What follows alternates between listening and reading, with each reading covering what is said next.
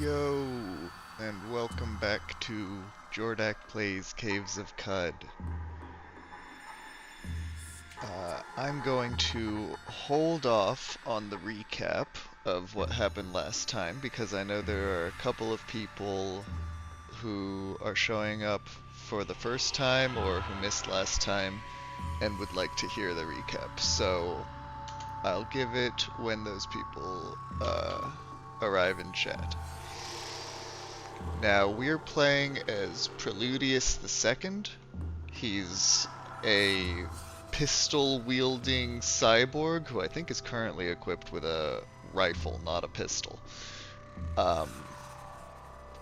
But we're going to fix that today, as we will cover in the recap.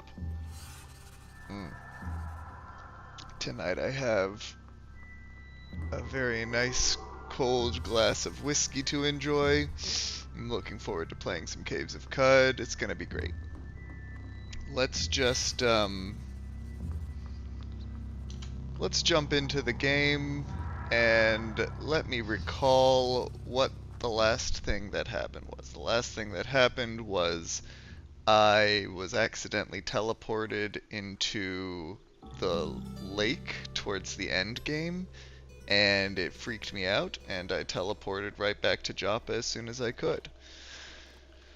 So, we are carrying around 187 pounds, and that's only about half of our weight limit. We don't really need to be too worried about selling stuff off very diligently.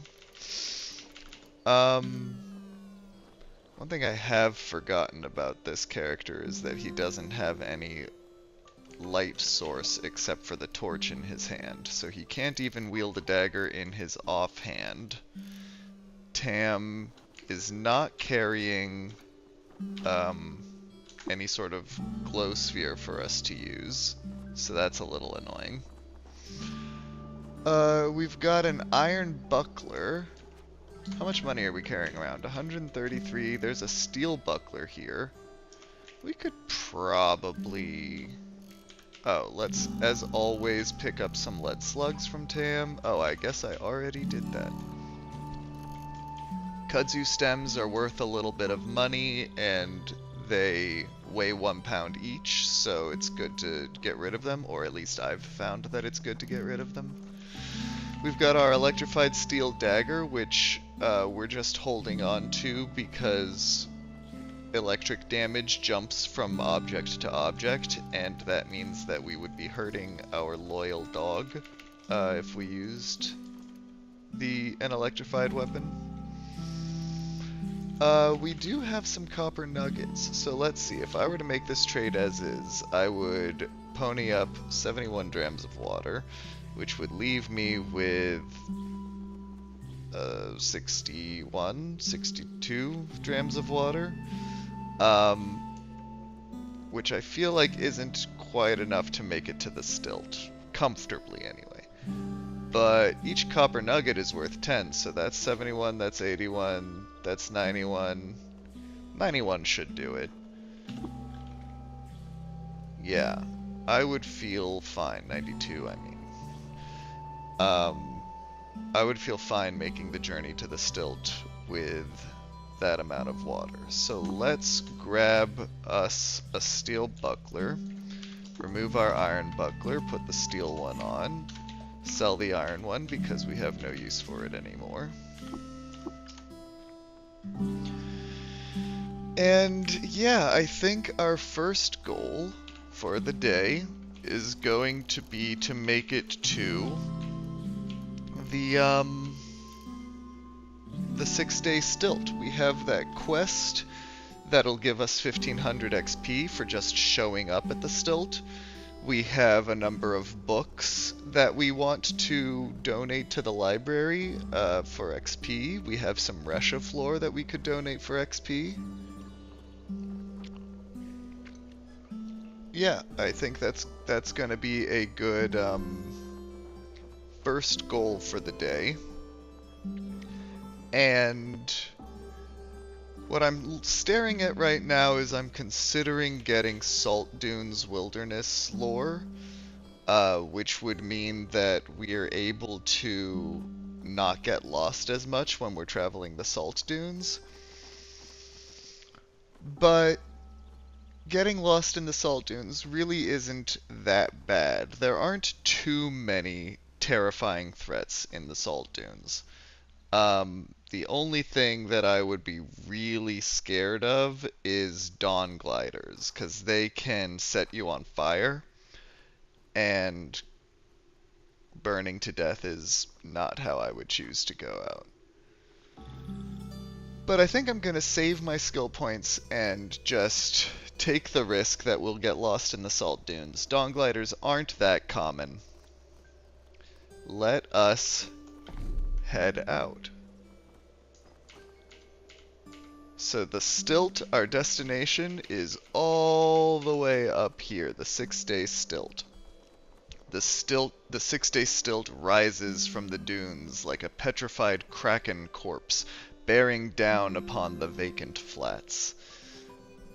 I've always tried to picture what it looks like, and the closest I think I've come, like a petrified kraken corpse. That makes me think of Horizon Zero Dawn, where you start out in the Nora area, how they have basically built their settlement underneath the remains of this giant ancient machine. That's what it makes me think of. So let's continue on our way, and we got lost. I told you we'd get lost. I also told you that we probably wouldn't encounter any dawn gliders, and, well, dawn glider. A tough enemy, leathery wings bat smoke off her shimmering aura, and her S-shaped bod ripples across their waves of air. Her plumage is bright with the singe of carnelian breath. That's a pretty scary early game enemy. The worst part, well, there's two really worst parts about dawn gliders. First, they set you on fire, like I mentioned. Second, they fly, which means I cannot attack it in melee. I have to attack it with a ranged weapon. There are other things you can do to damage it, like if I had corrosive gas, the corrosive gas would reach it even though it's flying. But I don't, because I'm a stupid cyborg. So, let's try and do as much damage to it as possible while it's still far away. I critted it for 27 damage. It is badly wounded after one hit. See, this is why we traded in our pistols for an Issachar rifle. Because an Issachar rifle has medium accuracy, which means the accuracy basically determines the spread of angles off of your target angle that the shot will go. So we'll probably miss. See how it missed by like a few degrees? The higher the weapon's accuracy and the higher your own agility attribute, the narrower the angular range that the shot will go off your target. Oh, that was so close. That was close too. I'm just gonna keep doing this, because eventually we'll hit it again, and it'll die. And we didn't even get set on fire. That is a pretty darn good result for our first encounter with the dawn glider. We are hungry, so let's make camp and whip up a meal. I missed, let's see, we toss in a dawn glider's face, a sprinkle of lead dogthorn, and a chickpea, a single chickpea, into a pot and stir. Not quite a hummus dish, but... Okay, we traveled a few maps and we regained our bearings. That'll let us continue on the overworld. And we got lost again. See, if I had picked up that skill I was mentioning, we wouldn't be getting lost as often. But there are so many other things to spend skill points on, and we have we are leveling up so slowly with this character that I'm trying to be a bit conservative. And we made it. We made it to the 6-day stilt. Let's drop down from the overworld, and we have completed the quest, O Glorious Shekinah, for 1500 XP. We leveled up once, and we're more than halfway through our next level. So yeah, that 1500 XP was pretty worth it. I'm gonna do what I always do when I enter a new region, and auto-explore. We find a shrine to Reshef the Above. We discover a significant event from the life of the ancient shrine Sultan Reshef. In 3 BR, which is before Reshef, the gyre widened, and the first triad of plagues afflicted the land. The water was poisoned with salt, Gershtlings ravaged the fruit and wheat, and tongues rotted away in the mouths of kith and kin.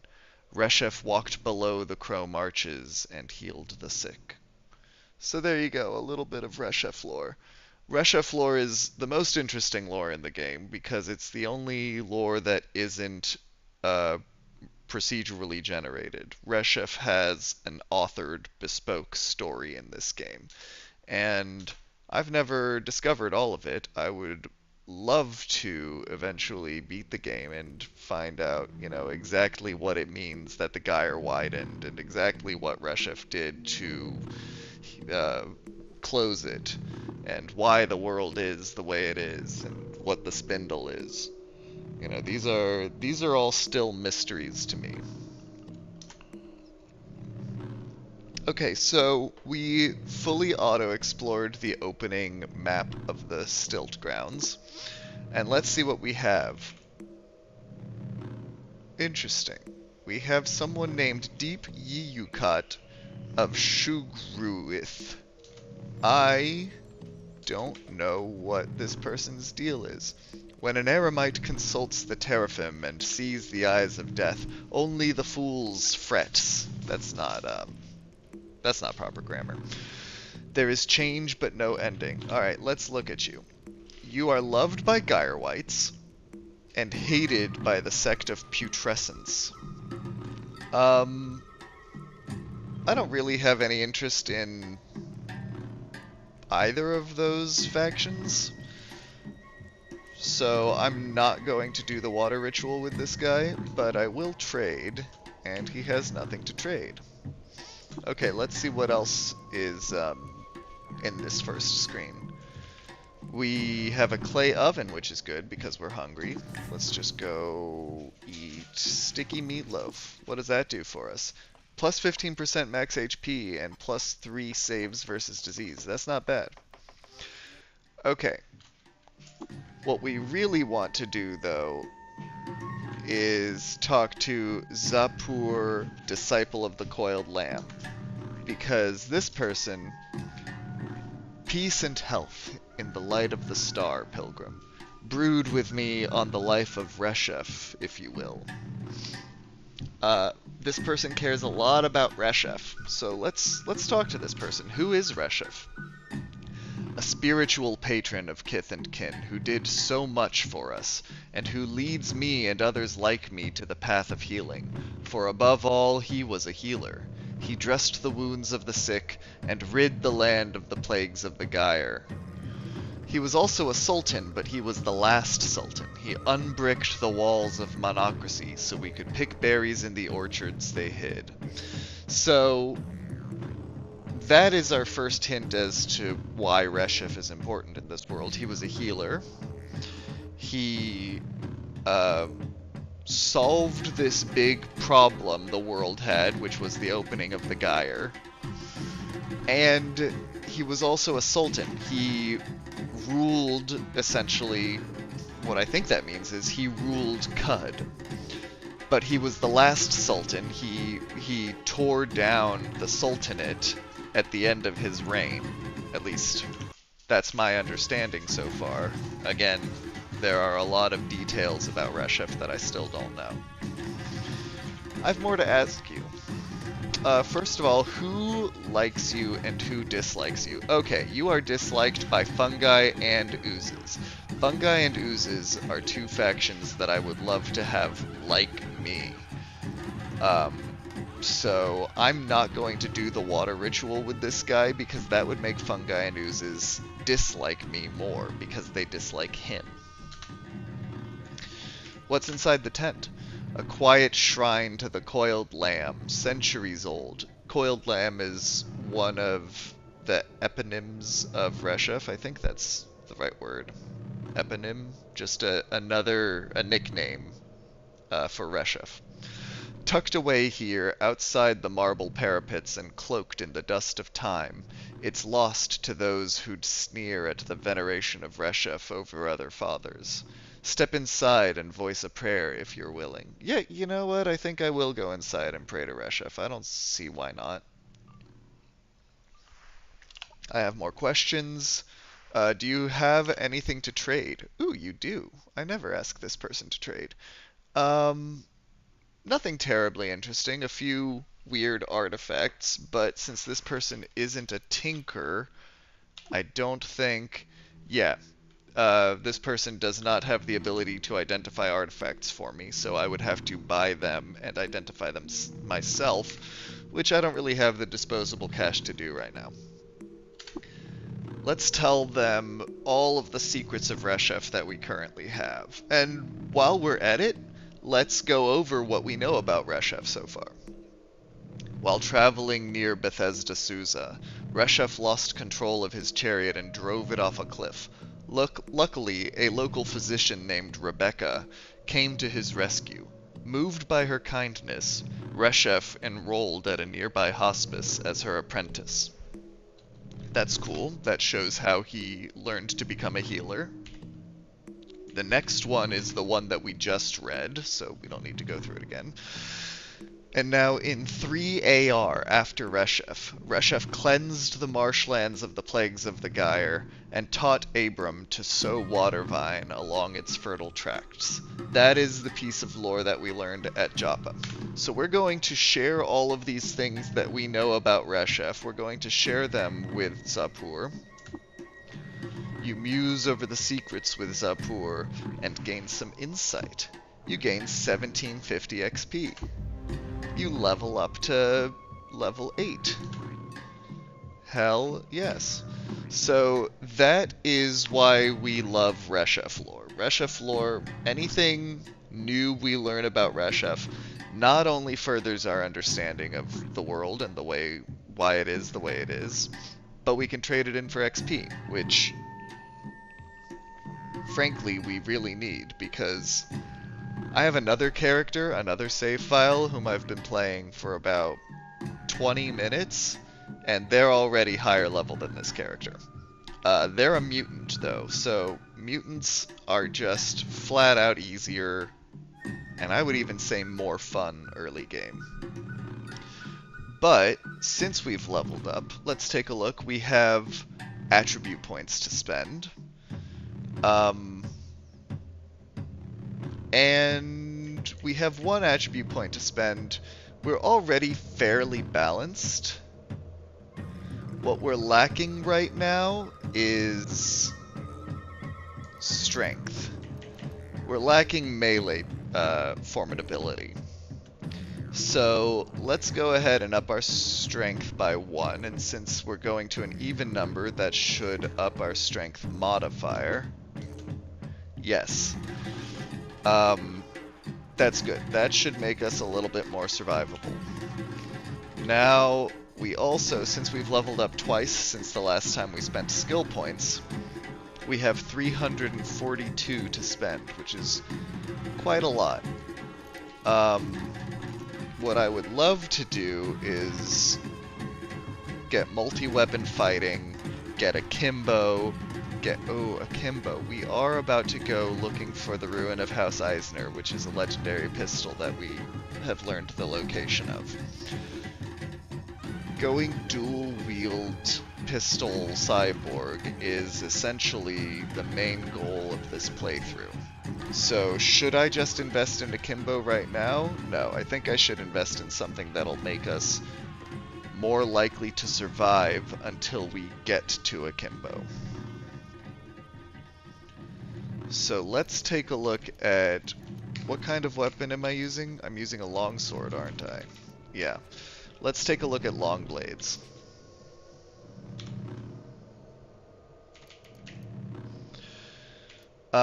We can get lunge, which is an activated ability that does something different based on what stance we're taking.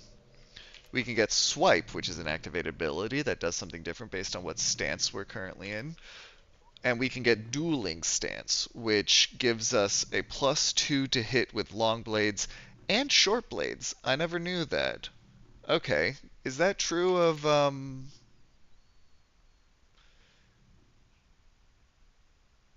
with a long blade in your primary hand, your long blade and short blade attacks gain +1 to penetration roll. Okay, so this is something I didn't realize. The game sort of wants you to, if you're going to play a dagger build with a dagger in your offhand, which I think is what I want to do, it's encouraging you to have a long blade in your primary hand. So a sword and a dagger, rather than what I usually have done during practice runs, which is an axe and a dagger. I'm just going to... one second.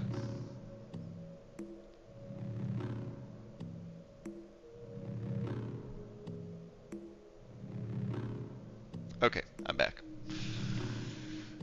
I don't know. Akimbo is fun, but I don't even have 2 pistols right now. Let's take meal preparation for 100. Meal preparation is good because it allows you to preserve... actually, let's get meal preparation, harvestry, and butchery. That's going to allow us to pick up ingredients around the world that will give us different buffs when we cook with them. It's a skill tree that I always sort of lean into. Though, come to think of it, I never really cook. I gather ingredients, I preserve them, and I never do anything with them. Which is probably stupid on my part. And with our last 100 skill points, we'll get Menacing Stare. You stare down a nearby enemy and send them fleeing in terror. That can be our get out of jail free card. Yeah, and it's now bound to hotkey 5. Okay, I think we're done on this one screen. Let's go up into the stilt itself. Now we're inside the 6-day stilt. We'll auto-explore to get an idea of our environment. This is essentially a giant, I think, concrete cathedral.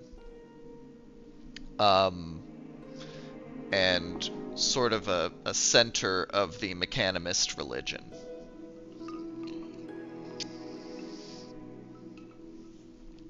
We're done exploring, so let's walk right here and go see the librarian. The librarian is a different creature every run.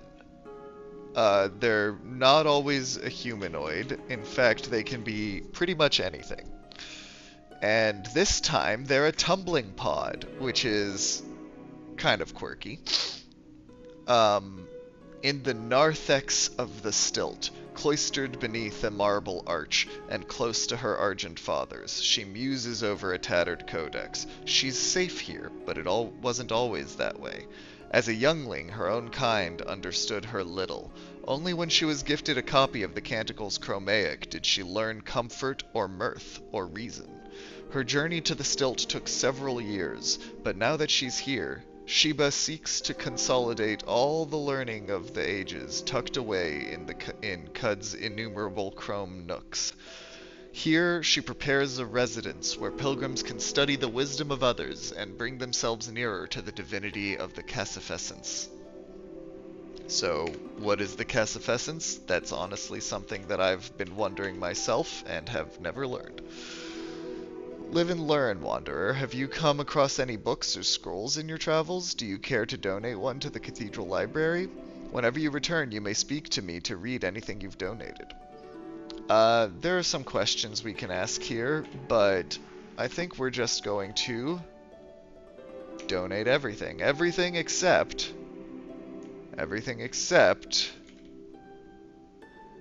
the one book that has a hint as to the location of the pistol that we want, and I don't see it.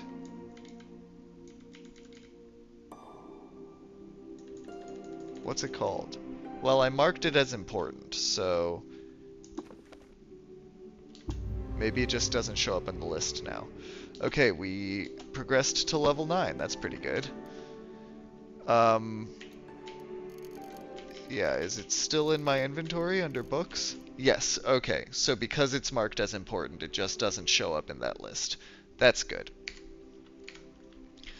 Level 9 now. We have 148 skill points.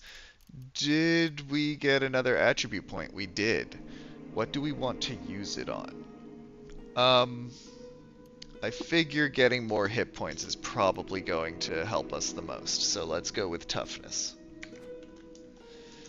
And now, what we want to do is explore the stilt grounds and see what kind of merchants we have this playthrough. So we'll go from screen to screen, and we'll auto-explore each one, and then we'll use backspace to see what points of interest we've found. A jeweler! Not since my very first playthrough have I found a jeweler in the 6-day stilt. This is really good, because this will let us... So, I've mentioned before, fresh water is currency. Water is pretty heavy.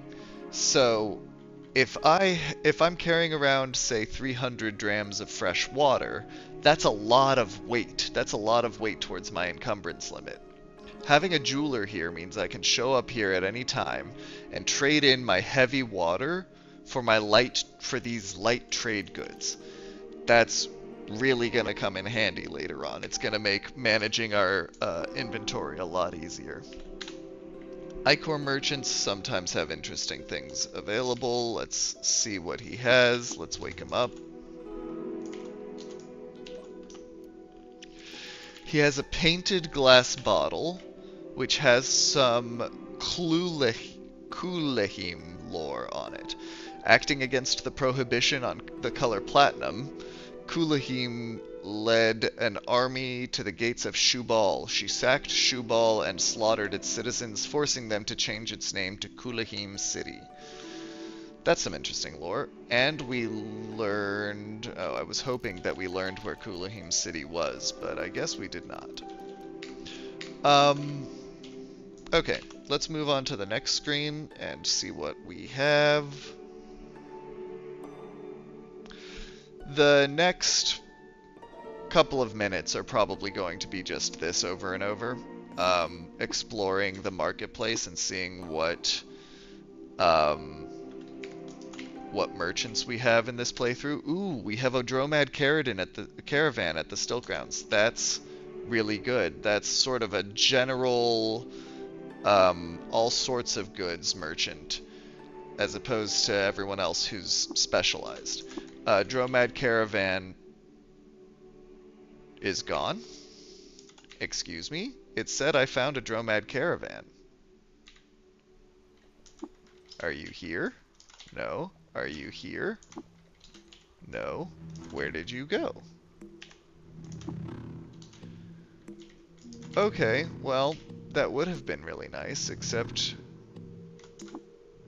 there is no Dromad caravan here, even though I noted it in my journal.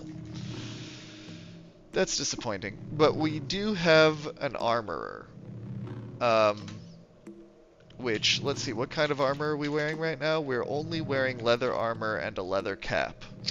And boar hide gloves? Yeah, boar skin gloves.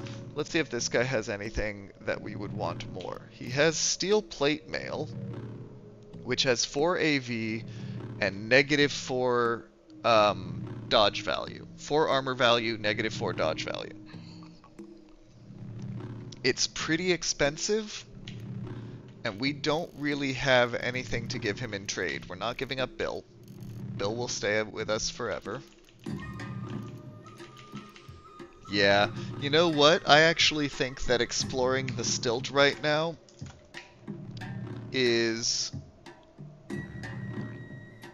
going to be a bit of a waste of time, because we just don't have disposable income.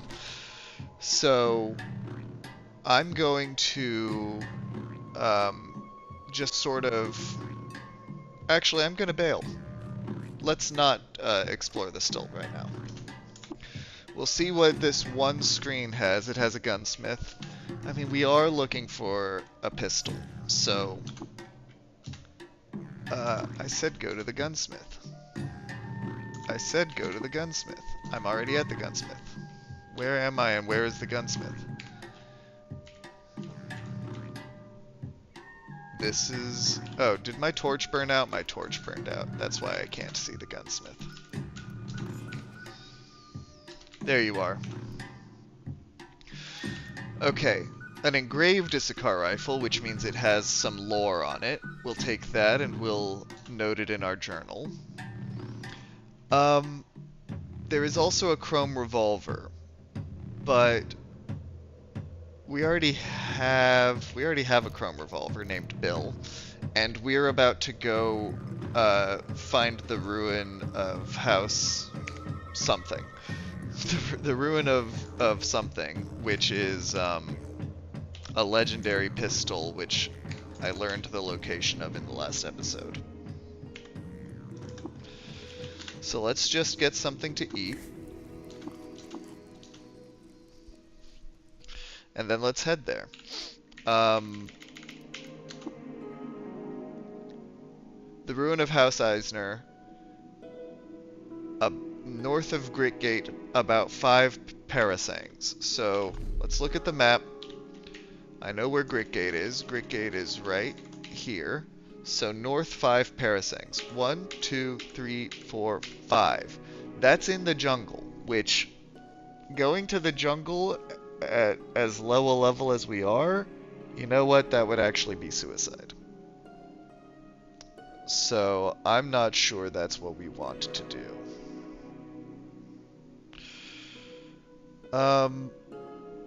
We can take a look there. Maybe we'll go there and it'll just be, you know, we find the pistol in a pink chest right on the surface. We don't have to fight anyone. That would be nice. Okay. And now that the sun's coming up, huh? Nothing here. Except for some Naphtali tribe. Hostile and average difficulty. Let's give them a shot. Oop, they're shooting at me. Well, he's dead. I'm going to leave that kukri on the ground. I'll mark my next target. I missed, but I got him in the end. This is decent XP. I'm just worried about dying. Okay, let's mark this guy who's shooting at us. And I killed... Who did I kill? I killed the Tinker, so I didn't hit the guy I was aiming at, but I did hit somebody and leveled up. Alright, this is going pretty well. I'm getting, oh, there's a Naphtali forager just next to me. And he's dead now. So let me pick up the stuff that these guys have been dropping. I don't need a wrench. I would like to kill you, though.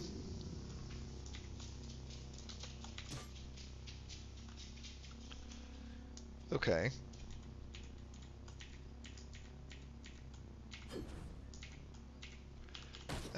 Stop running away. Okay, we've got short bows. We've got a bunch of stuff that isn't worth very much. So let's not waste our inventory space on it.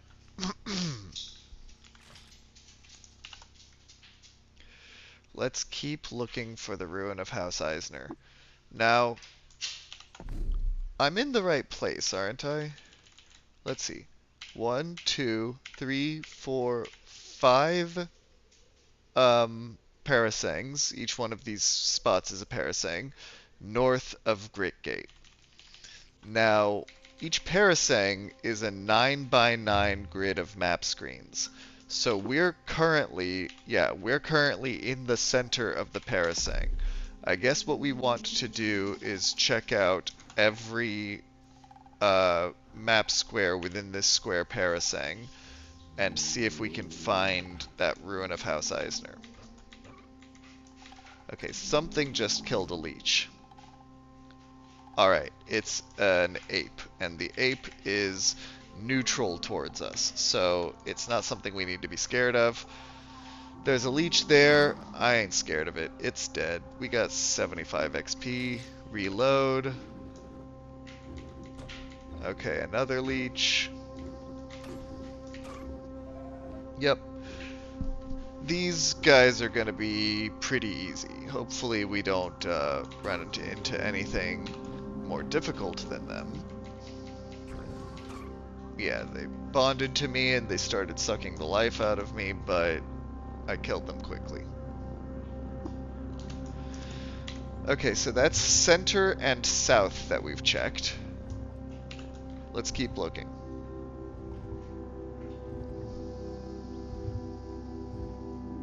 And now the sun is down, so our exploration is going to be more difficult. So let's pull up the wait menu and wait until morning. And now that's center, south, and southwest we've checked. An ice frog. This could totally kill us. I wonder what it's classified as. It says it's average difficulty compared to us, which you would think means we could take it. But if it freezes us, we'll be completely defenseless. So I'm going to mark it. I lost sight of it, so it got unmarked. I'm going to mark it again and just start hammering at it from range. Now that it's close, I'm going to bump attack it. It didn't even freeze us. Huzzah. Hylius gains a level. I don't know what that means. Again, I don't know... Yeah, I don't know how to check his stats or anything like that. So, congratulations, Hylius. I don't know what else to say. Alright, another ice frog. Hopefully this one goes as well as the last one did. Did I hit the dog? No, I hit the frog. Don't hit the dog, hit the frog. Okay, Hylius took care of the frog. I mean, I loosened the lid, you know? Okay, there's a chitinous puma, I think? Yes, a sprinting chitinous puma, who is pretty difficult, but I think we can take him. Oop. Is my dog fighting? Is that what I hear?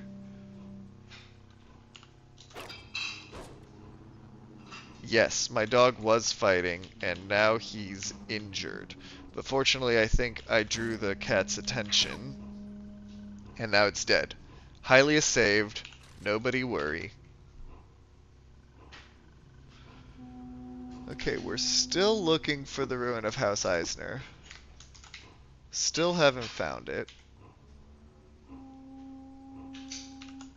And we will keep looking, because I really want this pistol. I really want to get a dual pistol build going.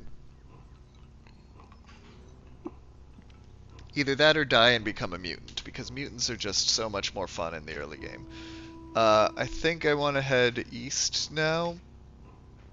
Yeah, I think so, because that means I'm in the north map of this parasang. North screen. Okay. Another ice frog. Let's first menacing... No, I think I'm close enough that it won't use its ice attack. It used its ice attack. And now my temperature is -89, which is not so bad. How is Hylius doing? Hylius is not frozen. Um, so I'm just going to keep attacking it until hopefully it just sort of... There we go, it dies. Alright, keep exploring. Oh, the sun's gone down. Let's wait till morning. It's always easier to explore when your radius of vision is larger. Okay, we're no longer hungry. I really wonder where this this legendary pistol is.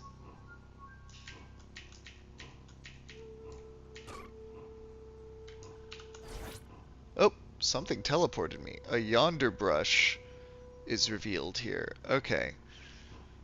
So let's not step on that again. It's a bush that will teleport you to a random place on the current screen.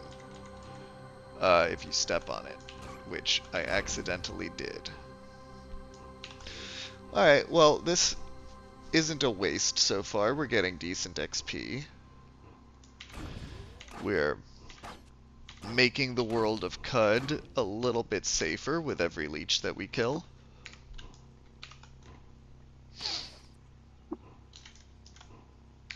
And what part of the map are we on now? Northeast, so let's go south now. Tari Jungle. Well, this might be more interesting. A dromad caravan. With a... Wait, is that a legendary goat folk? What's up with that? Hang on, why was there a purple goat folk? What's going on here? Who are you? You are a cyberneticist and pariah to his people. Will you trade me cybernetics? No, you're just a random guy. You, though, you're someone I'm interested in. You're a goat folk shaman pariah. So, usually goat folk hate you, but since he's a pariah, he apparently is neutral towards me. That's pretty cool. He's disliked by the Gersh. I think everyone is disliked by the Gersh. Aren't the Gersh like the people who are trying to destroy the world? Let's just... Yeah, let's become a little bit more liked by pariahs. That sounds nice. I swell with inspiration to name my job a recoiler. Well, we're never getting rid of that, so I think it's time I fulfilled a promise and named something Milo. There we go. Milo with... What kind of coloring?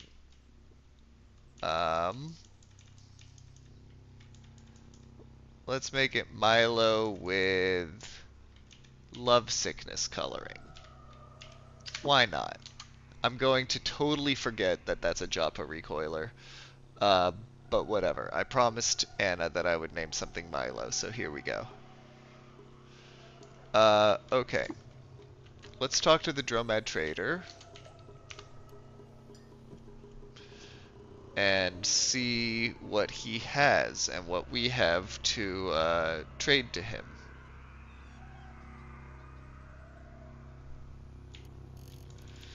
So far he doesn't seem to have anything. We already have a carbide longsword.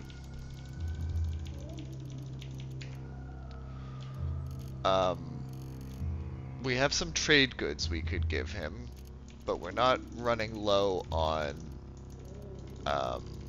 water. Let's just give him these steel kukri because we're not using them. Okay, that's that Dromad Trader. Let's keep looking for the pistol that we're looking for. Milo, why would you walk? You know I'm shooting him. Uh-oh. This is going worse than I expected, so let's use our get out of jail free card and let's menacing stare this guy. He's overwhelmed with terror. So let's keep hammering him. Wait, you're overwhelmed with terror. Why are you shooting me? You're scared of me. Uh-oh, this isn't going well. I think I have a healing item. Let's see what we've got. Tonics, salve injector, yes. Let's try not to die here. Let's get up close to him so that he's not shooting me anymore, and good. He is dead, and I am not. Let's take his Issachar rifle, because those are always worth good money. In fact, we can just trade it to the Dromad caravan that we have right here. And the sun has gone down again. So I'm going to take care of this one guy. And... oh, please don't kill me. He's badly wounded, so I'm going to menacing stare him now. He's overwhelmed with terror. Okay, let's look at him. He is terrified. If I hit him one time, he dies. I just wanted to know if the terror went away when I hit him, but I don't get to know that. He was carrying a carbide dagger, which is something that I will want to use once we have the capability to use an offhand weapon. And I am going to be right back. I need a quick break, but 30 seconds and I'll be back.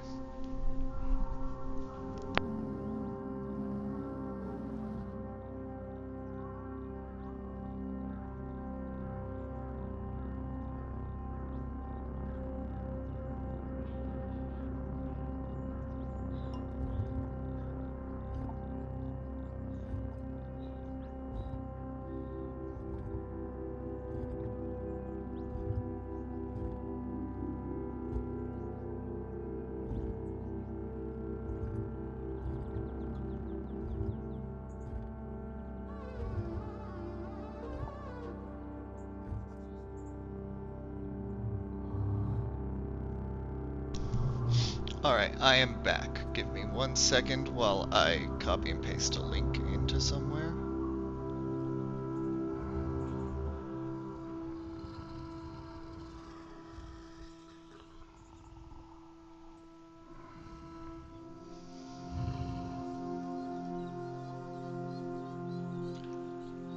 Okay, let's keep looking for the ruin of House Eisner. I thought it was going to be easier to find than this, but you know, if everything were easy, it wouldn't be fun. Okay, that's a slumberling, and I'm level 10. I'm pretty sure... yeah, it's very tough. So I want to keep exploring, but I want to make sure not to wake the slumberling.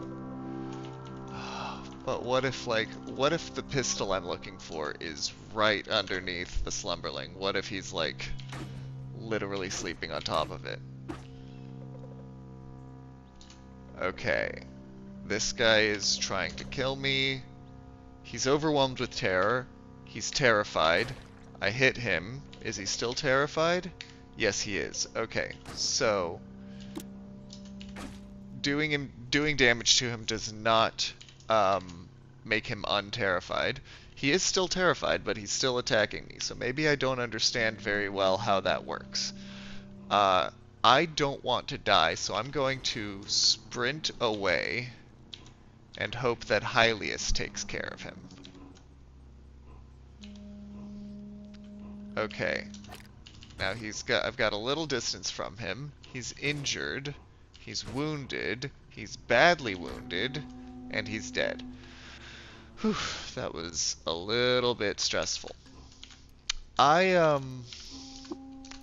found that playing as a Truekin rather than as a mutant is generally way more stressful. Because as a mutant, you can have corrosive gas, which will... oh, is that a second slumberling? Or is that the same slumberling? He's still asleep. You can have corrosive gas, you can have freeze rays, you can have a whole lot of cool stuff right from the beginning of the game that gives you much more survivability. Okay, you know, I can actually look and see if he's sitting on top of anything. He's not. So, I don't care about him. I just want to keep looking for the pistol. I don't even fully know what I'm looking for, frankly. I don't know if it's going to be in a chest. I don't know if it's going to be on the surface or underground. I did find it one time, but completely randomly. I wasn't looking for it. I just happened upon it. Alright, this guy is injured, wounded, badly wounded, and dead. My companion was... No! You guys, I told you this would happen. I didn't even know that there was an enemy nearby. I started resting to refill my health, and that's it. Our dog is dead. Rip Hylius. 2025 to 2025. Very sad time. Let's see what he was carrying. He was carrying quite a bit of ammunition. He was carrying some clothing. He was carrying a tree? No. No, the tree is just there. Let's take everything. Oh. As I was gathering stuff, his murderer showed up. And he's in fine health. So let's avenge the dog or die trying. Okay. His murderer disappeared. I think... Yeah, I did 5 damage to him.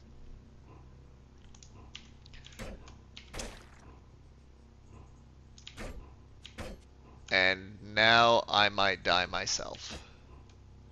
Let's let the hermit take care of this guy.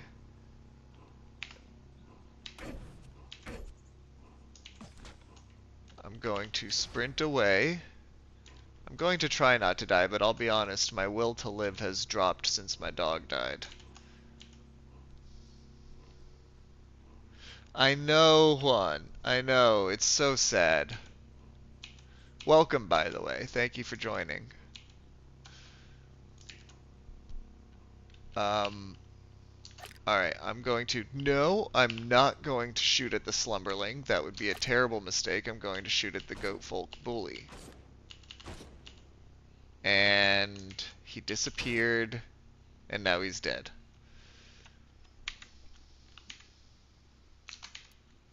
Did I call you Juan? I meant to say Juan Daniel, my mistake. Oh no! I think my gunshots woke up the slumberling. Okay, this guy is way above my weight class. My sprint is off cooldown.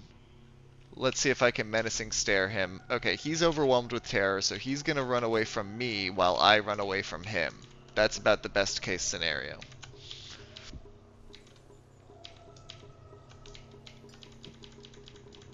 Okay. And now people are throwing explosives at me, and You see, I knew I shouldn't have come into the jungle. I bet you I'll be dead in 1 or 2 turns. And given that, let's take another look at what options I have. What can I do to try and survive the next few seconds? I can heal. Let's start by doing that. Let's heal.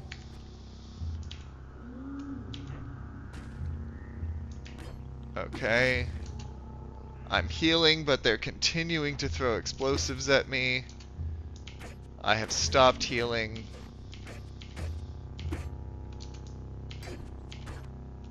Okay. I killed one of the threats.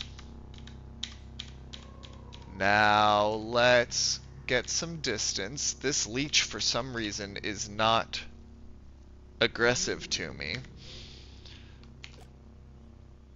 So there you go. I'm back to full health. Wow.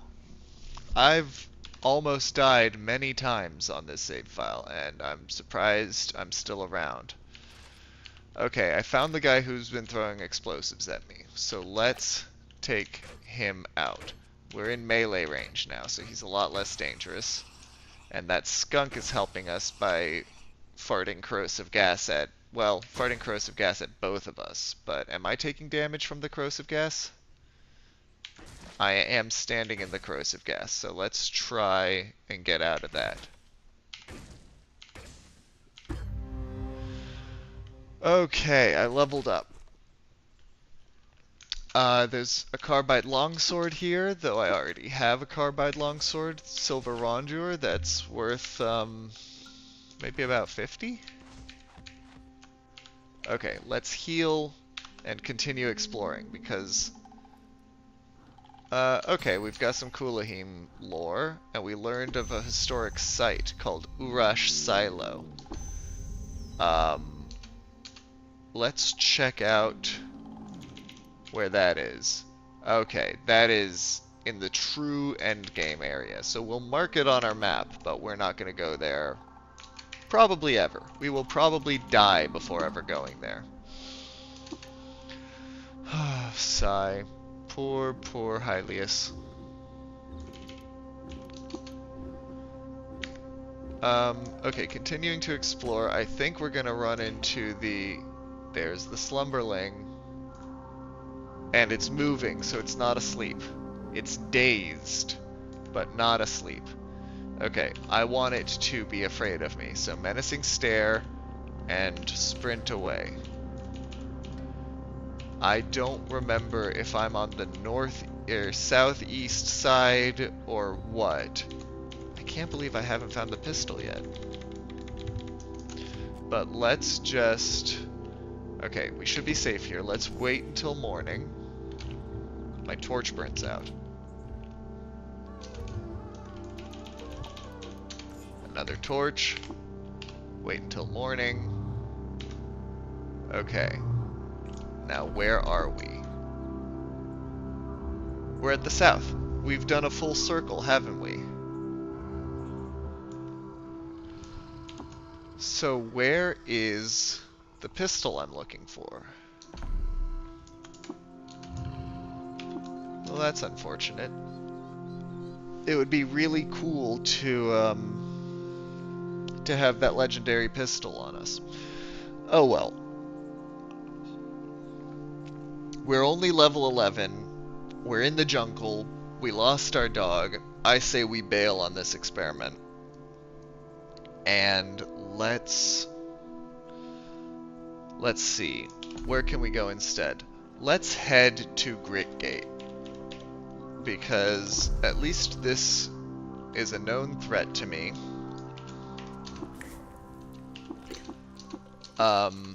And we'll get some XP when we get to the bottom of Gritgate. And there should be some reasonable enemies on the way, which will give us reasonable XP. Okay, this is an a spark tick. Average difficulty, we should be able to handle it. Let's start shooting. Okay, we didn't hit it. Doesn't even mention that we tried to hit it in the message log. Fun. We miss it. We hit it. Oh, and we killed it immediately. See? Reasonable enemies. They die in one hit. That's what I like to see. We really, we were pushing our luck exploring the jungle at such a low level. So I'm just going to explore around. This droid would be hostile towards us, except we completed the previous quest, which gave us a droid scrambler, which means that the droids at Gritgate are now neutral to us, which is nice. Very nice. Okay, I can't pick this stuff up because there's a centipede here, and I'm apparently scared of centipedes. Okay, the crab was fighting something. The centipede died, so the crab was probably fighting the centipede. Let's fight the crab. Eyeless crab dies. Excellent. Rest until healed. And have we leveled up? Is there an attribute point we should spend? Is there a skill point we should spend? We have 360 skill points. So let's see. What should we use it on? We can get dueling stance, which gives us improved chance to hit. We'll miss less often. I want charge, though. I'm tired of not having charge. Charge is super useful. It's a great way to open an engagement. If something is running away from you, it's a great way to close the distance. Juke is also really good for survivability. You can move one square at no cost. So if you just gotta get away from something, use Juke. Okay, let's heal up and continue exploring. A novice of the Sightless Way. Now, probably on the next turn, he's going to start sundering our mind. So let's try and charge him before he gets a chance to do that. I charged him and he died. See, that's what I'm talking about. That's why charge is so good. You can start encounters on your own terms. Continuing to explore, sun's going down. Charge is back off cooldown, so let's charge this crab. Come on, crab, die. There you go, you did it, good job. Charge is off cooldown again, so let's charge. Oh wait, there's a centipede there. The centipede isn't really a threat. Killing the crab, and I'll change targets to the centipede because it's an easy enemy. Now the crab. Okay, easy peasy. Spark tick, charge that. Done. Dead. Continue exploring. And we haven't found the stairs down yet, which is weird because there have to be stairs down at Great Gate. Because the Society of Sentient Bears that we're looking for, they live underground. So that is really weird. I've never been to Great Gate and not found a staircase, which probably means the staircase is behind one of these locked doors. So I'm going to hold control to force attack, and I'm going to hold down to just continually force attack to the south. And I'm just going to hammer away at this wall for as long as it takes. Moon's going down, sun's up now. Okay, I made it through. And there's look at that. I told you, I know what I'm talking about. So I just spent all night beating against a wall and finally broke through it and found the staircase down. I'm gonna eat before going underground and now walk back to the staircase. And let's see what we've got here. We've got something shooting at me, probably a slug snout. So let's hide behind this corner until it comes to find me. Hopefully it's not a turret, because if it's a turret, it's not going to come to find me.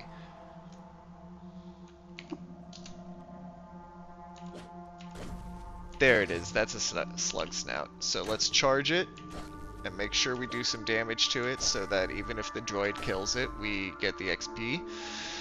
It died and we did not get any XP, so, you know, I don't know what I'm talking about.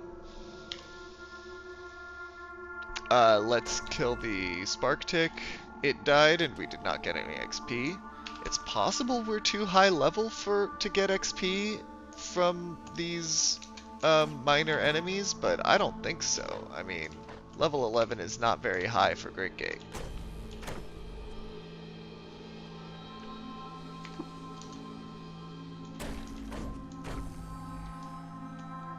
Alright, more of the same.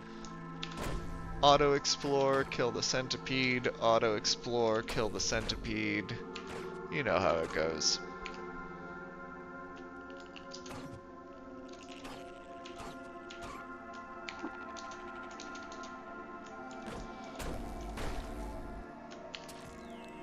I'm bleeding.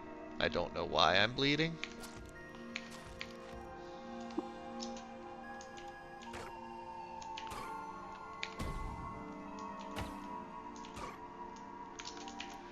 Okay, somebody died here and dropped a nullworm skull, which gives us a boost to our ego, which helps us get better prices with merchants.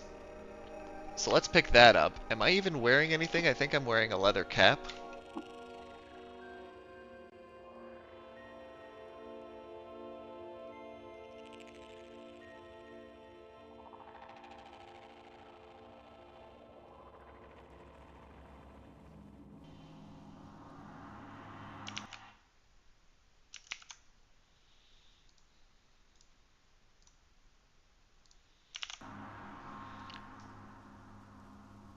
Sorry about that, my headphones glitched out and I had to turn them off and back on.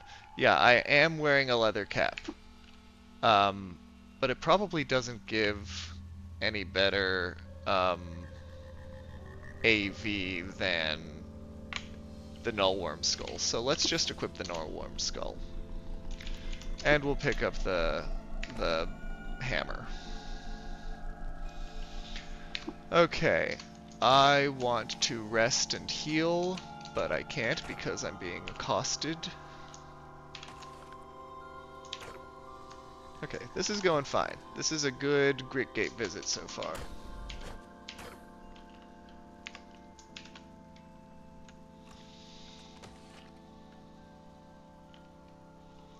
Alright, that's a slug snout, and they have ranged attacks, so I want to use charge to close the distance, and now just wail on it in melee.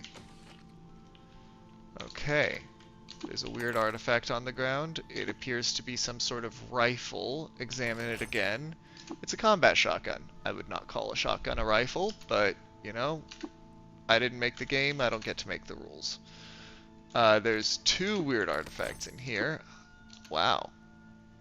High explosive missiles. That's gonna be some good scrap when I get the disassemble skill. Okay, I can't gather the stuff from the chest because an enemy showed up.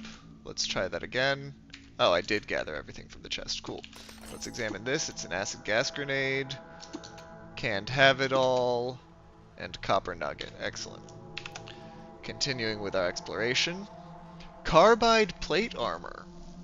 And a plastifer jerkin.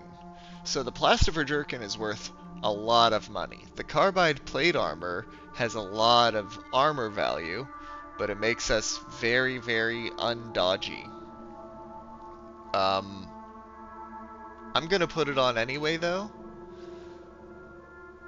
because general rule of thumb is at the beginning of the game, every AV you take, you can trade off 2 or 3 DV, and it'll be a worthwhile trade. So even if we take this carbide armor plate and we put it on, our DV will probably still be pretty high. Gonna check that in just a sec. Oh, I'm overburdened. I cannot move. That is annoying. Can I preserve any food? Because that reduces the weight of the food. I'm still overburdened by 3 pounds. That is one of the annoying parts of this game, dealing with encumbrance. Let's see. Where is the weight coming from for the most part? Missile weapons? I have 34 pounds of missile weapons, because I have a combat shotgun and an Issachar rifle. I don't think the combat shotgun is very useful, so I'm going to drop it. And we're going to keep exploring. Kill some more centipedes, kill some segmented mirthworms.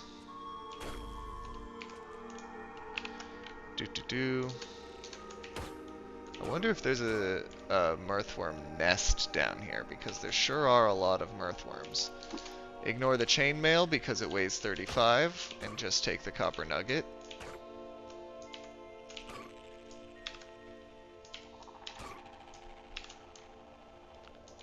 Alright, this is going pretty well so far. Since our brushes with death in the jungle, Since coming to Gritgate, I've felt pretty comfortable. Which, when I feel comfortable, is usually when I die. So, I'm going to try not to let that happen. Is it happening right now? I'm surrounded by enemies. Let me sprint by them. Let's see. Hopefully they have different speeds so that they'll catch up to me at different times. Yeah, Spark Tick got up to me first. Killed it first. And nothing else chased me, so I'm back up to full health. Oh, maybe that droid killed everything else. Okay, take care of the Mirthworms. And now I bet you there's a worm nest up here. Because there's just so many worms coming from all over the place. Maybe I'm wrong. Maybe there's... yeah, there's no nest. Let's go down another level. That's a lot of scrap right there. Oh boy. And an amoeba who is dead, and a spark tick who is... oh, that's not a spark tick, that's an electrofuge. It says easy, but I've been killed by these more than once. Well, it's dead now, so I guess it was easy.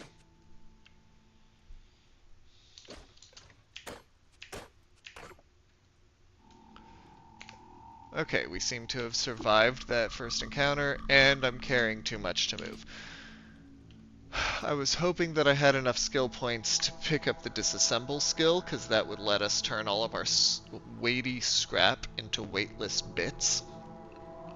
But I do not, so I'll have to find something else to drop.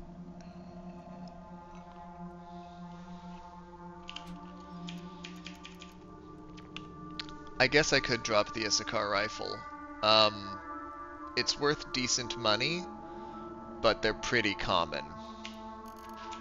Or, I'm carrying 45 pounds of armor.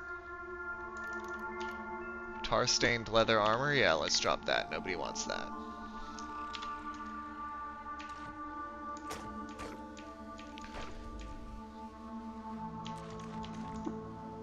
And I'm carrying too much to move again. Man, encumbrance in this game is really annoying. I'm carrying 88 pounds of scrap. There's gotta be... let's just drop whatever stack is the heaviest. Let's drop all of these fractured... actually, no. Bent metal sheets. They're pretty worthless. Okay, continue. Do the same thing again. I accidentally equipped it rather than dropping it.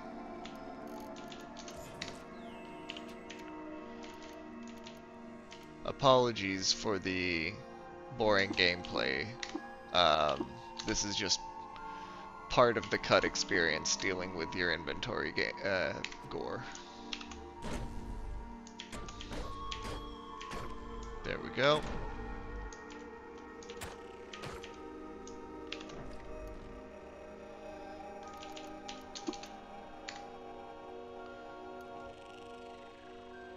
I would love to pick that stuff up, but I don't have... but it would over-encumber me. That is 3 spark ticks, 1 spark tick, 2 spark tick, 3 spark tick. I am not happy with that, so I'm going to menacing stare one of them. That 1 spark tick is overwhelmed with terror. Let's see if we can take out the other 2. Okay, one of them died. Now, which one is terrified? Because I want to leave that one alone. Okay, that one's terrified. Let's target this one.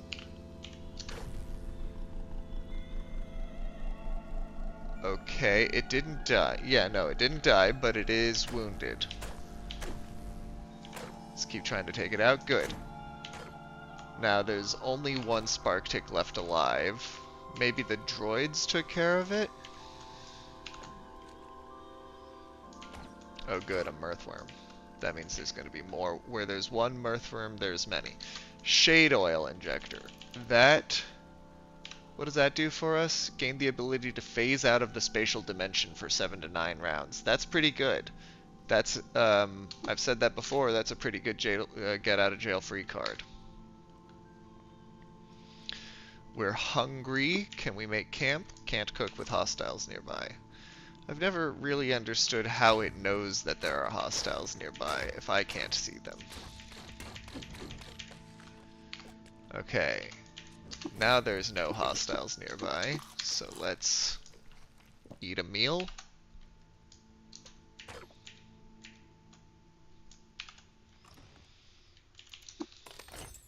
A combustion cell.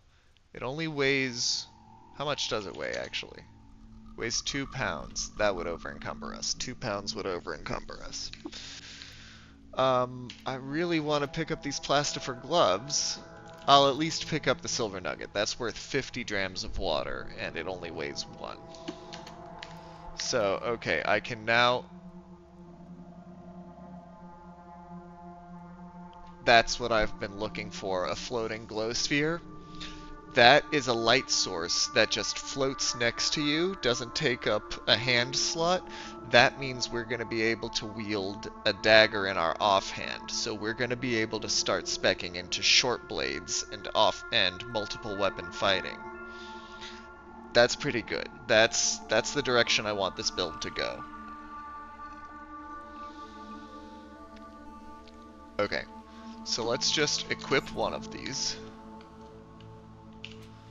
And remove our torch, and instead we will equip the carbide dagger in our offhand. How are we doing on weight? We still can't afford to pick anything up. Yeah, we still can't afford to pick anything up. There's a segmented mirthworm here. Let's just kill them all. Fortunately, they're keeping the spark ticks from getting close. Cool, cool, cool. Alright, continue exploring. More mirthworm.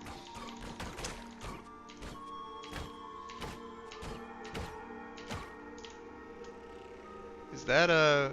What is that? Who is that next to me? A Templar Squire. But he's neutral, so I guess I don't care about him. Alright, keep killing stuff. He just threw, I think, an EMP grenade into the other room. I don't know why he would do that.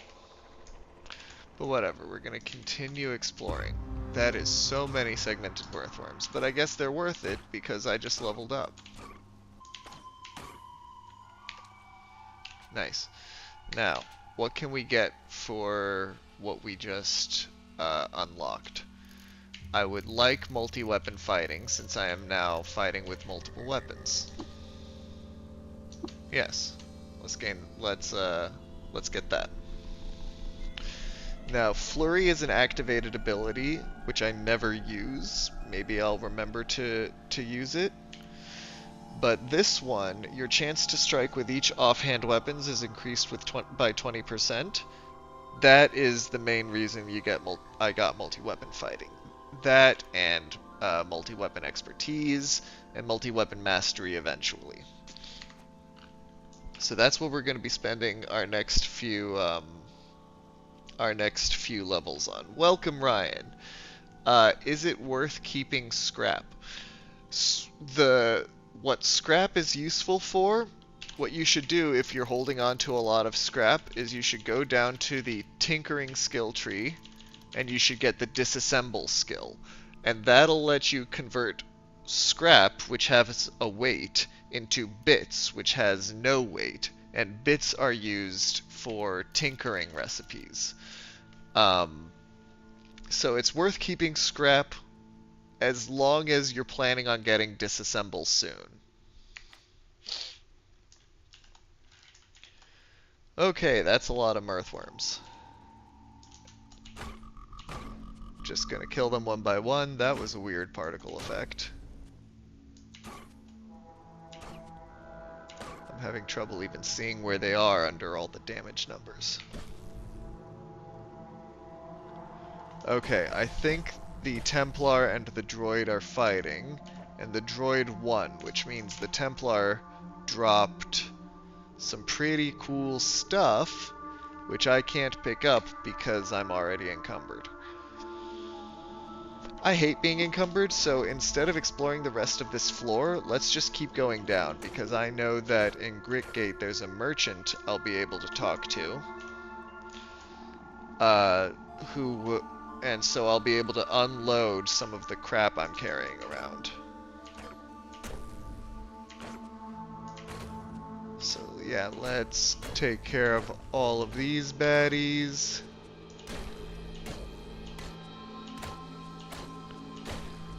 Okay, that crab really doesn't want to die. I'm having a lot of trouble parsing what's going on, so let's zoom in. I know that my health is going down, but that's about all I know. Okay, whatever just happened, I survived it. Oh, there's still another baddie here. Okay, and another one. Where is it? The segmented mirthworm? It's not so bad. Let's just keep taking out bad guys, resting when we can, getting as much health back as we can. Okay, you mirthworms really, like, you don't stand a chance, so you might as well not try and even harm me.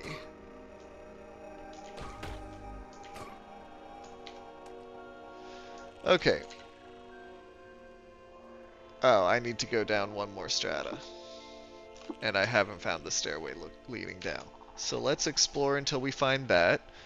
That's a quillpede. I don't really want to get close to it, but here we are. And it's dead. Not so bad. Continuing to explore.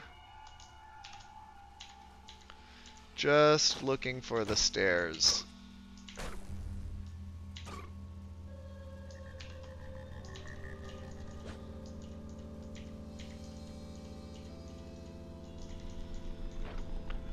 I think the next time I've been expecting to die basically every time, every 15 minutes this stream there has been a really close call.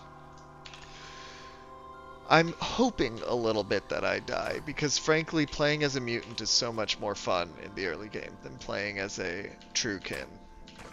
I miss having all of those superpowers. I'm sure that the cybernetics really come into their own mid to late game.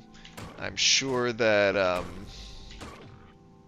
late game cyborgs are way more powerful than late game mutants. I've heard all of that before. But I never make it to the late game. And so playing as a cyborg just it isn't as much fun. You don't have as many tools at your disposal.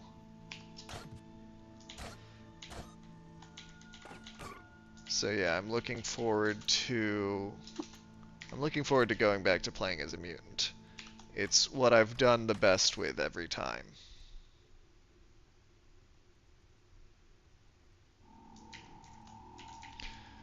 Oh wait, I'm 3 strata deep. Isn't that all I... Yes, the entrance to Gritgate is right up here. So, Ryan, I think you haven't made it this far before, so if you're still watching... spoilers now. I have completed Locate the Barathramite Enclave of the quest A Canticle for Barathram. Oh, I love this music. This music sounds like safety. Now you know where to go. Yep, you go 3 strata down in Gritgate, and then there should be an exit to the north. Begone, wayfarer, this is no place for you. Wait! My name is Priludius II. I bring a message from Argive of Joppa. I have completed a canticle for Barathram. A slot opens, I place the disc in the tray, several minutes pass. So it seems you are indeed Argive's apprentice. He wishes you to study with us. Unfortunately, we require more than a willing spirit. Qud is not Joppa. You will need to prove your worth, that you might not waste our time and efforts. Travel to the great cavern Golgotha to the north. Within its halls you will find a cache of dysfunctional wade droids. Recover one, repair it, and return here. If we are satisfied with your work, you will be admitted to our order. Otherwise, you will not be. Do you accept this arrangement? Yup. Cool, and I got the quest More Than a Willing Spirit. But the real reason I wanted to come here, I mean, that quest is great. But the real reason is I really need to trade away some of my junk. So let's hope that he has a trade good. He also has a pickaxe. I recommend always having a pickaxe on hand. And if you don't have a pickaxe by the time you get to Gritgate, you can always get one for 2 cents from Maffeo here. That's good whiskey. What else does he have? Mostly I just want him to take all my crap. He's got 1,000 lead slugs for 20 bucks. I will absolutely take that deal. Because I'm carrying a Plastifer Jerkin. And that's worth 300 bucks. I bet you if I sold him this Plastifer Jerkin, yep, if I sold him this, then the water that I get in return would put me over my weight limit. So I'm not going to sell him that. I'm going to sell him my cap. I'm going to sell him basically everything else.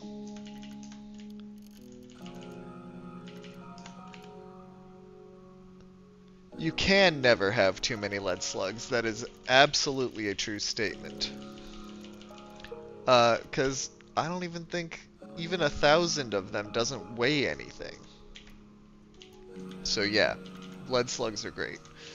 I'm going to not sell my electrified steel dagger. In fact, I thought... No, I'm wielding a carbide dagger. That's right.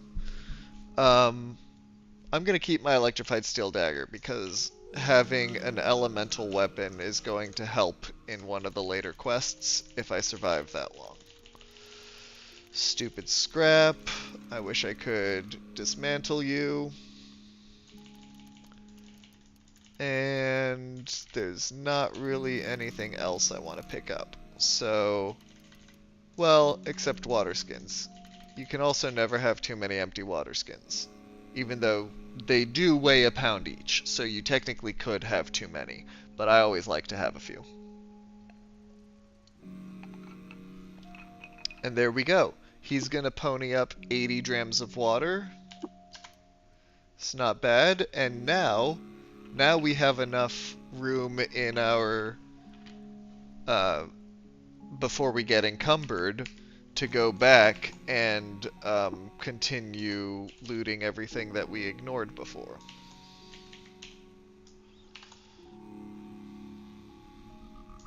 I still love that music. I wish it would... Okay, this guy is burrowing into my mind.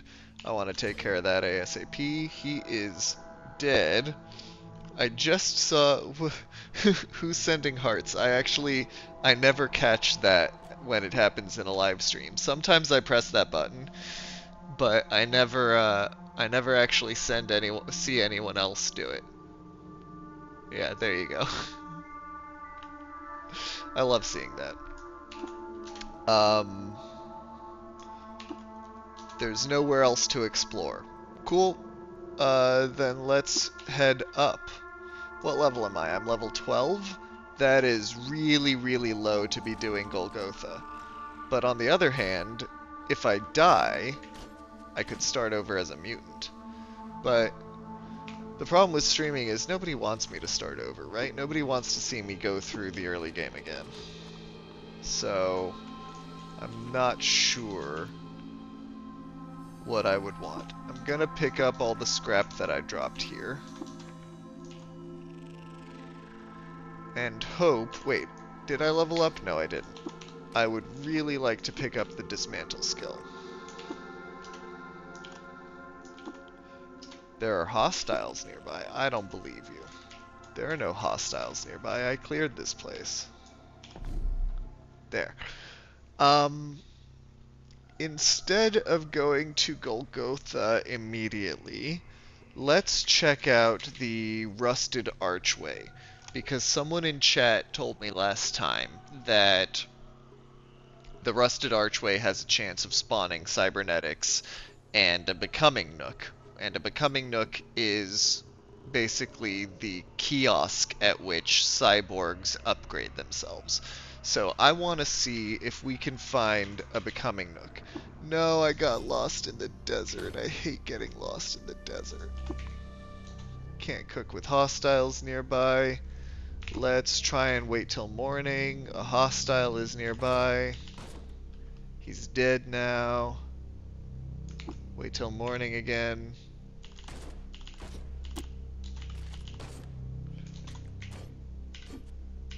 Y'all know the drill.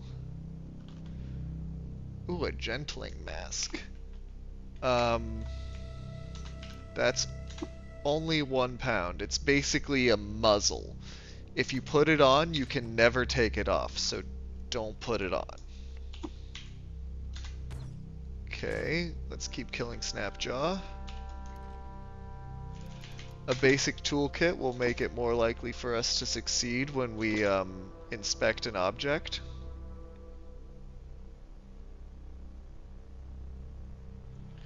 Why is my vision range so large at night? I mean, I guess I'm just not used to having a floating glow sphere. There we go. We are now sated.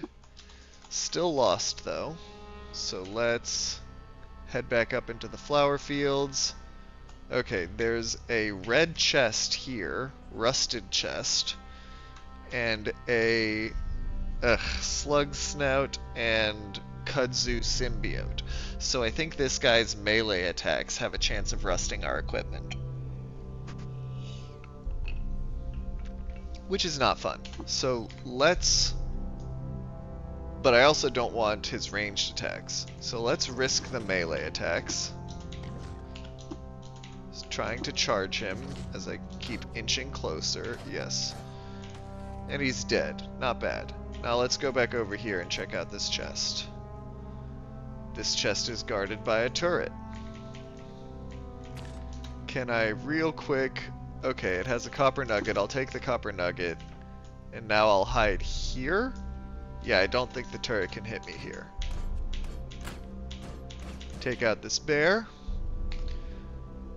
That skunk is not happy.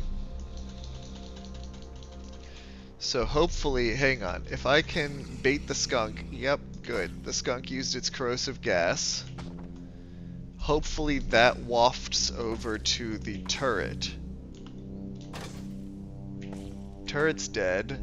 I picked up its 17 lead slugs. Oh god, another turret. Okay, not so bad. There's kudzu here. That means this is an environment I don't want to be in, because I hate kudzu. So let's just... Wait. Oh, the bat is attacking me. You know what, bat? It's your time. There you go. You're dead now. Let's just go from map screen to map screen, trying to regain our bearings. This is a fungus patch. This is even worse than a rust area. Okay, good. I regain my bearings. I can't go to the overworld because there are hostiles nearby, but... Now, there are not hostiles. No, there's still hostiles nearby. It must be you. It must be talking about you. Still hostiles nearby. Okay. Now we go one over and down, and now we're at the rusted archway. So here we're looking to go underground and then go as deep as we need to in order to find a becoming nook and a bunch of cyborg parts. Let's hope RNG is on our side here, because I could really use some more tools for this character. I could also really use the dismantle skill, because I'm just picking up more and more and more scrap.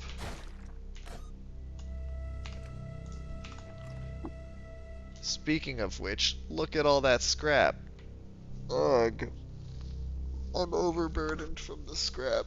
You can't see me, but I'm digging the heels of my hands into my eyes.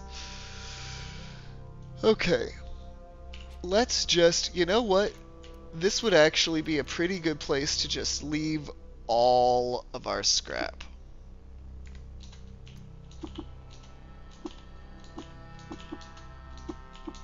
Because by the time we finish with Gritgate, we will probably have leveled up. And we can remember to come back here to pick up all of this scrap, this 80 pounds of scrap, after we've gotten the dismantle skill.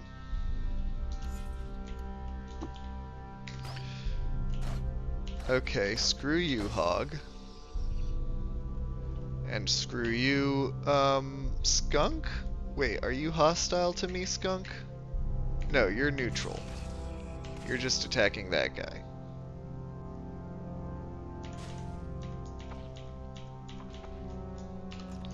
Okay, gonna continue.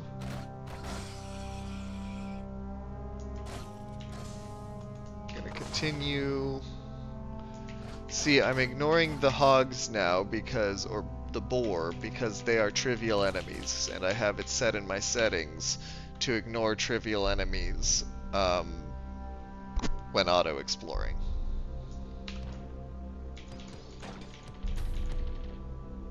Okay, I was a little stupid just now, and I didn't realize that I was getting shot by a chain gun, and I just kept walking.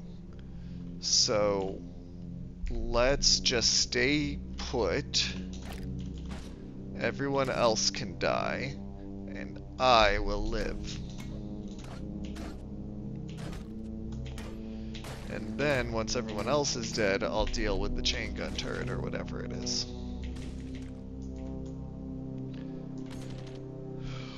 Never mind, I'm not going to deal with that. Do you see that? Hang on, let's take a moment to look. 1, 2, 3. 3 chain gun turrets, 1 rifle turret, and 2 musket turrets. I have never seen something so threatening. And I don't have an EMP grenade. I have a high explosive grenade, but I'm not even sure, like, that's going to be extremely useful. I think the thing to do is just ignore all of that. And so yeah, that's what I'm gonna do. I'm gonna go straight to the stairs down. I'm gonna check out this sap here. It's salty sap, so I don't want it.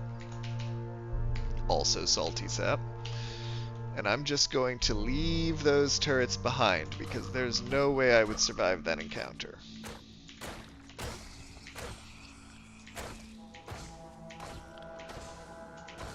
Alright, we're just killing a bunch of folk. There's some folk we're not killing, but for the most part it's kill time.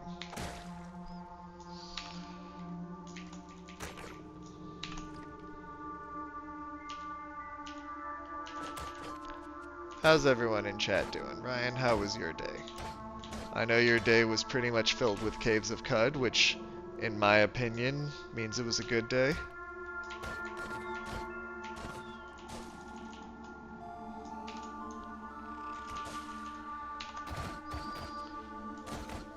I'm gonna just be sort of on autopilot, cleaning up floor after floor. Resting when I need to, auto-exploring when I can.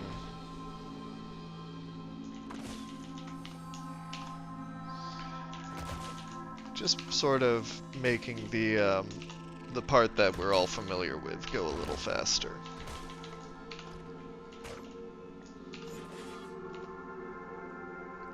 Wait, why am I in aggressive stance? I must have pressed the wrong button at some point. I definitely want to be in defensive stance. You played about 2 hours today between quote-unquote work. You know, now that we're Steam friends, I see when you're on, and I think it was more than 2 hours. No judgment at all, though. I was I was playing, well, I had a lot of downtime at work today. I was waiting for a lot of tools to run, a lot of scripts to run, and so, yes, I was playing Caves of Qud.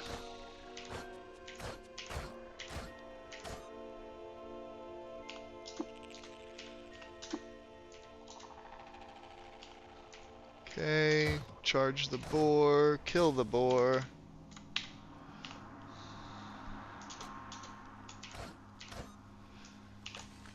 I'm really hoping to find some awesome cybernetics that we can use. Oh, we should also go back to that historic site that had the scary clams. Okay.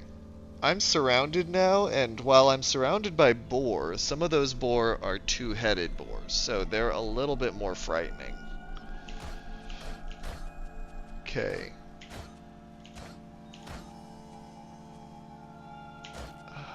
In this situation, I would love to have corrosive gas, but I don't. I'm just going to keep complaining about not having corrosive gas until somehow I have it. Rust Gate is where you found the teleport gate earlier, or Rusted Arches, I mean. Yeah, I'll be careful. I won't step into any gates that I don't know what they do.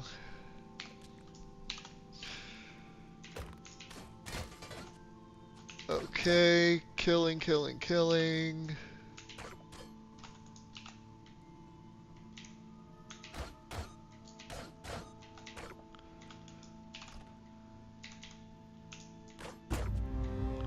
And finally I leveled up. Let's take the disassemble skill. I can't take the disassemble skill because I don't have the tinkering skill tree. So let's get the tinkering skill tree, and now the next time we level up, we'll get disassemble.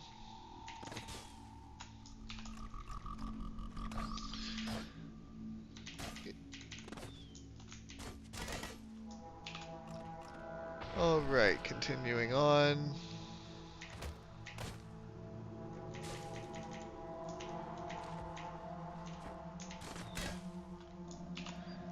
I'm doing a lot of force attacking so that I can just hold the button and not have to tap over and over, which is inefficient, but convenient.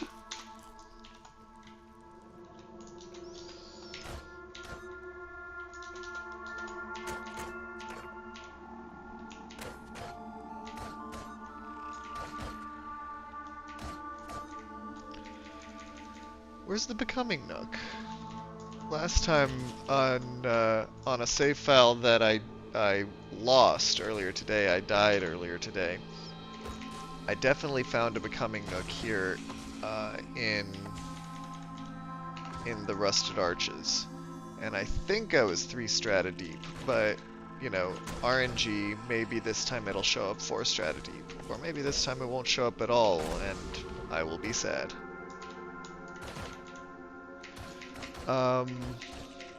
I could just be going from stairway to stairway, but I do like gaining XP, frankly. I do really want to level up.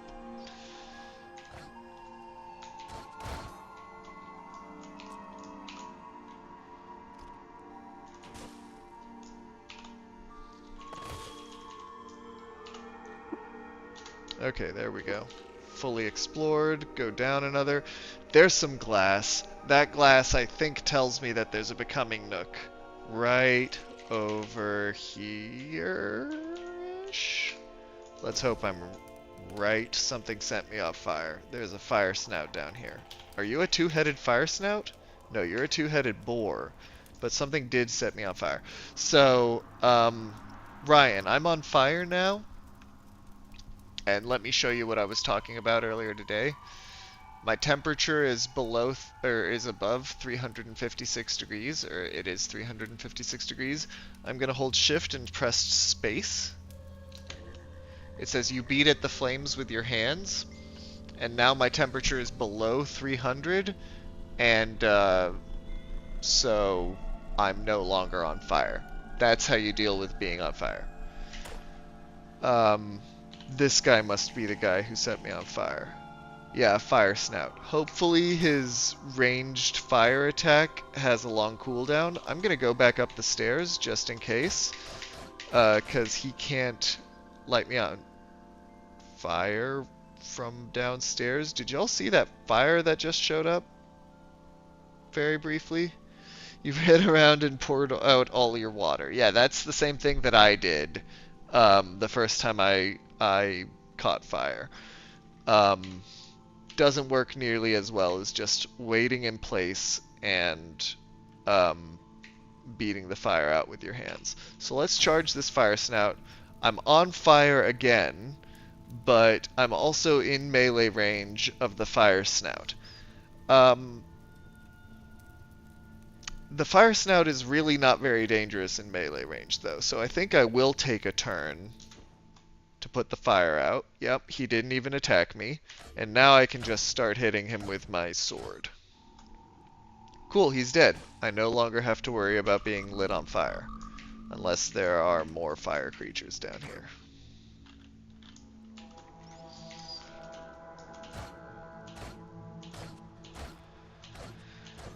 Kill, kill, kill. Scrap, scrap, scrap. Hey, a cybernetics credit wedge. That means there's a becoming nook here. There's definitely a becoming nook here. Just gotta find it. Oh, wait, hey, Ryan, check this out. This is the kind of gate that teleported you earlier, isn't it? Fortunately mine's broken, so I can't accidentally step into it. But I will kill the seed spitter. Oh, okay, fine. Let's examine this bizarre contraption. Whatever it is, it's broken. Okay, you can't examine broken artifacts. Okay, I can't examine the power source either. Oh no. The fire snout emits a flaming ray. The fire snout emits a flaming ray. There's two fire snouts here. That is not great. But they did both use their flaming ray at the same time. So hopefully they're both on cooldown. One of them is dead. I'm gonna kill this two-headed boar so that I get out of melee combat so that I can charge this fire snout. Because the last thing I want is for his fire ability to come off cooldown. Okay, all the fire snouts are dead. Yeah, we're safe. We still have this cybernetics rack that I want to check out. It's behind glass. I'm just going to bash through the glass. It's got a weird artifact, a phase harmonic modulator implant. It costs 2 license points, and I can interact with both in-phase and out-of-phase objects and creatures. That is not the greatest piece of cybernetics I've ever seen, but I think there's another cybernetics rack down here. So let's walk back down here. Yes, there's the becoming nook. Let's bash through this glass. Let's check this cybernetics rack. Dermal insulation. I'm pretty sure that gives me like heat resist, cold resist, all kinds of resist. Yep, all kinds of resist, but it's destroyed when uninstalled. And this one... what does that do? Does that just mean you gain access to the tinkering skill tree? Well, that would have been useful 15 minutes ago before I unlocked the tinkering skill tree. Whatever, skill softs are a good way to carry around money. You carry them around as money because they weigh nothing and they're worth a lot. Is that it? Is that all that's down here?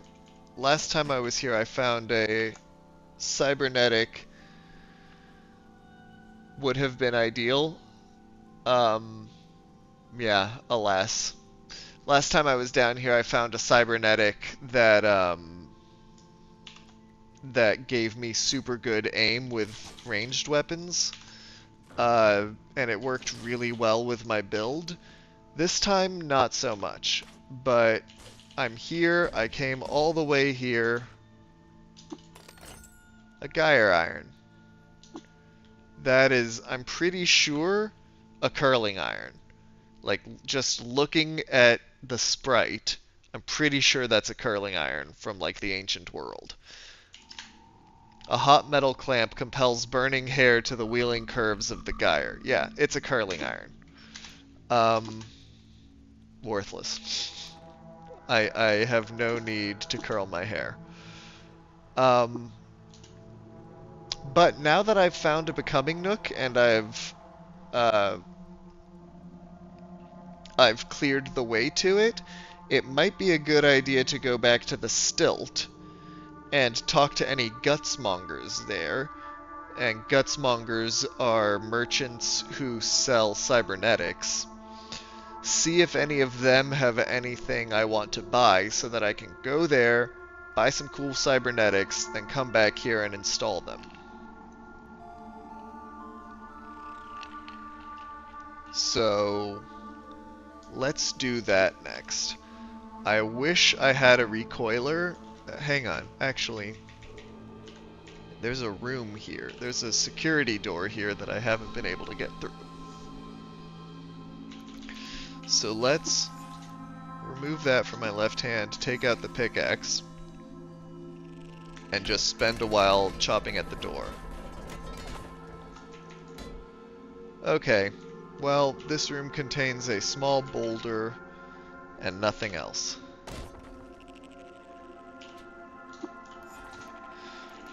Pro tip, when you auto-explore while you're carrying a pickaxe, it'll automatically dig through any walls that it knows lead to somewhere. So I'm going to re-equip my pickaxe, auto-explore, and it's digging through this wall now, and yep, it found this place. So I don't know if there's anything useful back here, but it's at least worth exploring.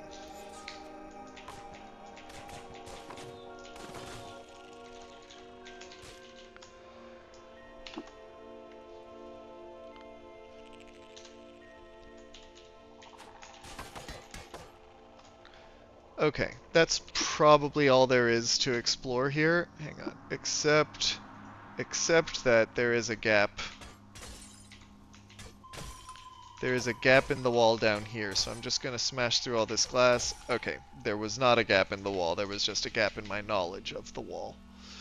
I'm gonna head back to the stilt real quick and just take a look at what the gutsmongers are selling. You are guaranteed in the southeast screen of the stilt, you are guaranteed to have an apothecary, a gutsmonger, an ichor merchant, and I think a kipper. So it's a good square to check out for like potion ingredients and for cybernetics and stuff like that. I am lost in the desert. I hate being lost in the desert, but I regain my bearings. There were a lot of snapjaw over there, so I'm just going to run away, and I am lost in the desert again. Great. At least these horses aren't mad at me. I saw a stream once of a, for some reason the horses, the equimaxes, that's what these guys are called, equimaxes, were hostile towards the character, and he basically didn't stand a chance in the world. Horses are so strong. Okay, still trying to become unlost. No luck. That turtle is being annoying.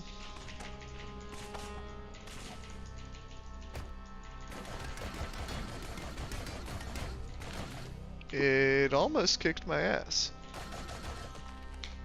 But it didn't, because I'm the greatest. Still lost. Still lost.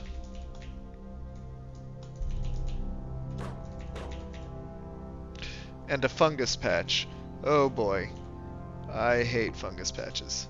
Okay, let's get to the overworld as quickly as possible. Stay out of the desert, yes. I would much rather be lost in the, Oh, I found the lair of Sisysoth legendary Scorpiox. I could take on a Scorpiox. No, I have an objective. I'm going to the 6-day stilt. I'm only streaming for another 5 minutes, so I really want to stay focused.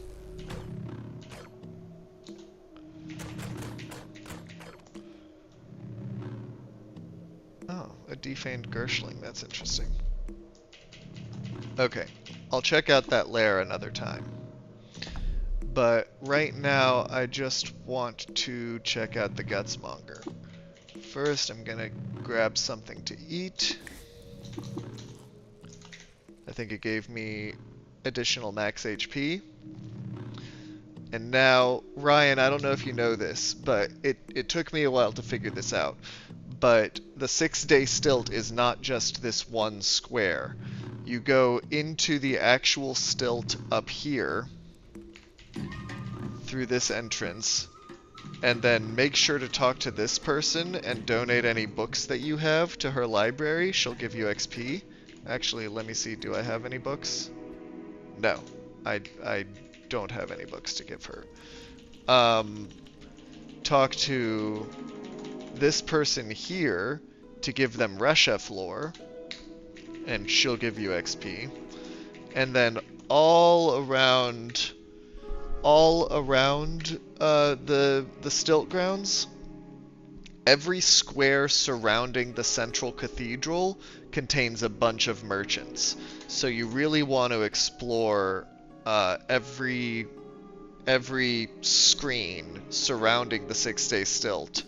And to do that, you can just follow, see how I'm standing on sort of white dots? These white dots are a road that will lead you around the marketplace. It's like a mall, exactly. A mall or a farmer's market or something. I wanted to talk to the Gutsmonger. Let's see if they have anything interesting. I'll probably have to pay them to identify everything. Yes, I will. Identify that. Optical bioscanner, that's pretty good. That'll tell me the exact AV and DV and weakness and resistances of any biological enemy I come across. Mid-tier pistol schema soft implant. You gain access to every schematic of mid-tier pistols. Oh, so I'll be able to tinker them? Is that what that means? Okay. That is cool. That'll be good when I actually have the tinkering skill and I can get the parts that I would need to construct these recipes. Oh, it's destroyed when uninstalled. I hate that. But that means once I have tinkering, I'll be able to actually build myself a pistol.